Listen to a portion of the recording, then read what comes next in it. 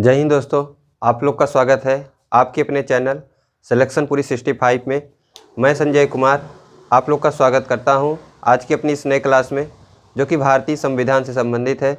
आज हम आप लोग को संविधान के अंतर्गत भारतीय संविधान के प्रमुख स्रोतों के बारे में बताएंगे कि किस देश से क्या क्या लिया गया है। तो आइए शुरू करते हैं इस क्लास को। तो सबसे पहला हम लोग का है भारतीय संविधान स्रोत के अंतर्गत ब्रिटिश के संविधान से लिए गए प्रमुख स्रोत।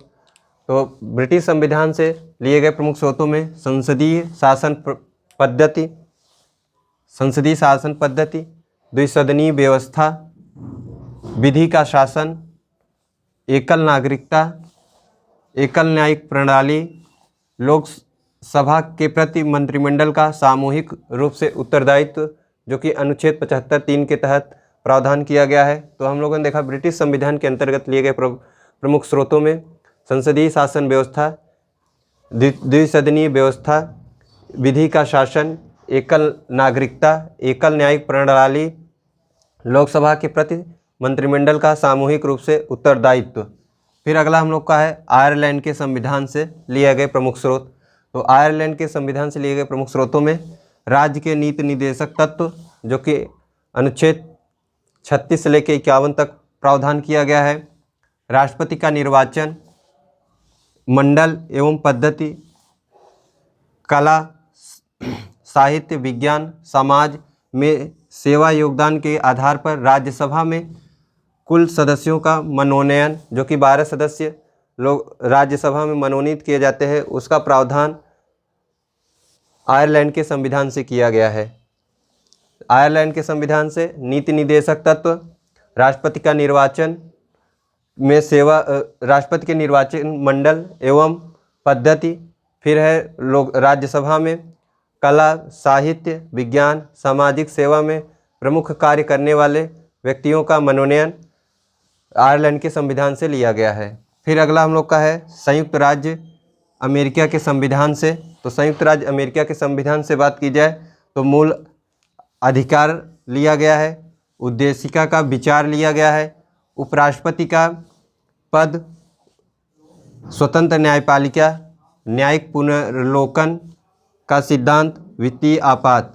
तो अगर बात की जाए एकल न्यायिक प्रणाली की तो ब्रिटिश के संविधान से, जबकि न्यायिक पुनर्लोकन तथा स्वतंत्र न्यायपालिका की बात की जाए तो यह संयुक्त राज्य अमेरिका से लिया गया है। तो संयुक्त राज्य अमेरिका से हम लोगों ने देखा मूल अधिकार, उद्देशिका का विचार, उपराष्ट्रपति का पद, स्वतंत्र न्यायपालिका, न्यायिक पुनरावलोकन तथा वित्तीय आपात का प्रावधान किया गया है। अगला हम लोग का है दक्षिण अफ्रीका के संविधान से क्या क्या लिया गया है। तो दक्षिण अफ्रीका के संविधान से संविधान संशोधन की पद्धति, जो कि भारतीय संविधान में 368 के तहत प्रावधान किया गया है। तो हम लोग इसको याद कर सकते हैं, जैसे कि ए बी डिविलियर्स, उसको सब 360 डिग्री कहते हैं, तो उसी से प्रावधान कर सकते हैं दक्षिण अफ्रीका के संविधान से संविधान संशोधन, जो कि 368 के तहत प्रावधान किया गया है। राज्यसभा के सदस्यों का निर्वाचन दक्षिण अफ्रीका के संविधान से लिया गया है। तो दक्षिण अफ्रीका से दो प्रमुख तत्व लिए गए हैं, संविधान संशोधन की पद्धति तथा राज्यसभा सदस्यों के निर्वाचन। आइए इसको एक बार फिर से रिकॉल करते हैं। तो ब्रिटिश संविधान से पहले हम लोगों ने देखा संसदीय शासन प्रणाली, फिर द्विसदनीय व्यवस्था, फिर हम लोगों ने देखा विधि का शासन, फिर हम लोगों ने देखा एकल नागरिकता, फिर हम लोगों ने देखा एकल न्यायिक प्रणाली, फिर हम लोगों ने देखा लोकसभा के प्रति मंत्रिमंडल का सामूहिक रूप से उत्तरदायित्व।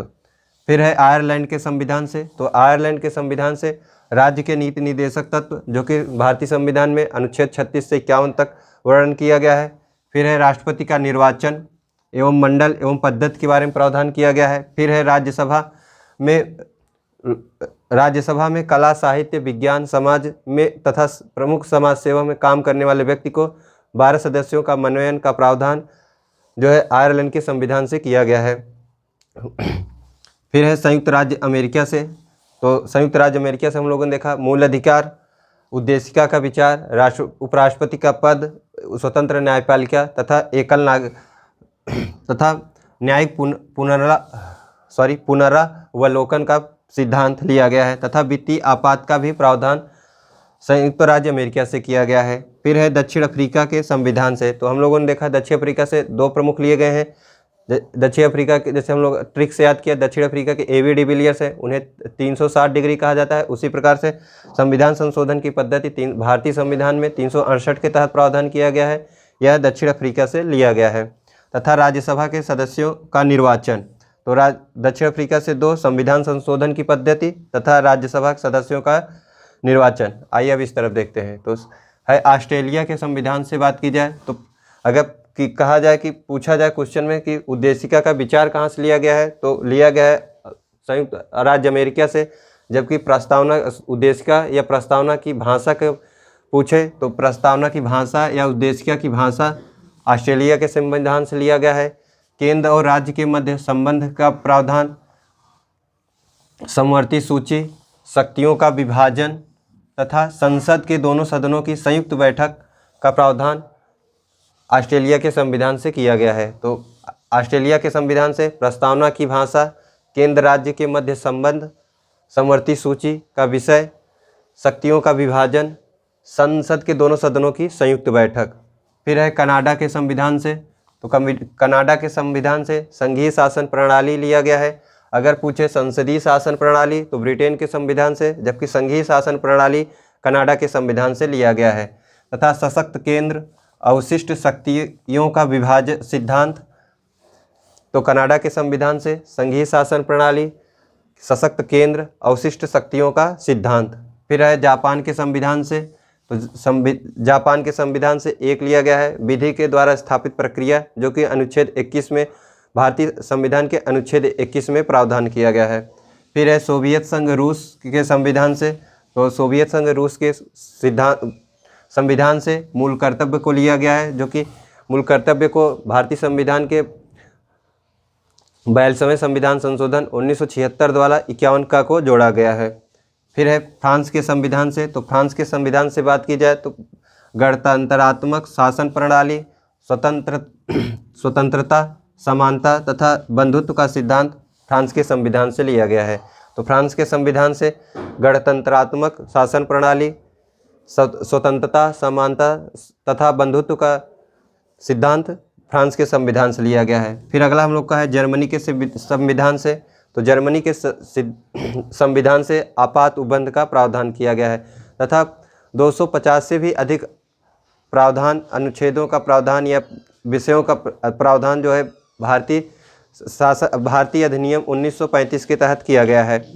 आइए इसको एक बार फिर से रिकॉल करते हैं। तो हम लोगों ने पहले देखा ब्रिटिश के संविधान से, ब्रिटिश के संविधान से संसदीय शासन पद्धति, द्विसदनीय व्यवस्था, एकल नागरिकता, विधि का शासन, एकल न्यायिक प्रणाली तथा लोकसभा के प्रति मंत्रिमंडल का सामूहिक रूप से उत्तरदायित्व। फिर हम लोगों ने देखा आयरलैंड के संविधान से राज्य के नीति निर्देशक तत्व, राष्ट्रपति का निर्वाचन मंडल एवं पद्धति। फिर हम लोगों ने देखा राज्यसभा में विज्ञान, कला, साहित्य, समाज के विशिष्ट कार्य के लिए राज्यसभा में मनोनयन। फिर हम लोगों ने देखा संयुक्त राज्य अमेरिका के संविधान से, तो संयुक्त राज्य अमेरिका के संविधान से मूल अधिकार, उद्देशिका का विचार, उपराष्ट्रपति का पद, स्वतंत्र न्यायपालिका, एक न्यायिक पुनरावलोकन।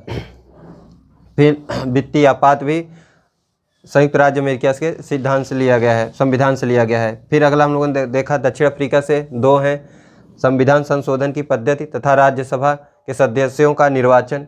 फिर हम लोगों ने देखा इस तरफ ऑस्ट्रेलिया के संविधान से, तो ऑस्ट्रेलिया के संविधान से प्रस्तावना की भाषा, केंद्र राज्य के मध्य संबंध, समवर्ती सूची के विषय में, फिर शक्तियों का विभाजन, संसद के दोनों सदनों की संयुक्त बैठक, जो कि संसद के दोनों सदनों की संयुक्त बैठक का प्रावधान अनुच्छेद 108 के तहत किया गया है, जो कि राष्ट्रपति बुलाता है। फिर हम लोगों ने देखा कनाडा के संविधान से, तो कनाडा के संविधान से संघीय शासन प्रणाली, सशक्त केंद्र तथा अवशिष्ट शक्तियों का सिद्धांत के बारे में प्रावधान किया गया है। फिर हम लोगों ने देखा जापान के संविधान से विधि द्वारा स्थापित प्रक्रिया को अपनाया गया है। फिर हम लोग देखा सोवियत संघ जो कि रूस के नाम से जाना जाता है, के संविधान से मूल कर्तव्य को लिया गया है, जो कि 42वें संविधान संशोधन अधिनियम 1976 द्वारा जोड़ा गया। प्रारंभ में 10 मूल कर्तव्य थे, बाद में 11वां जोड़ा गया।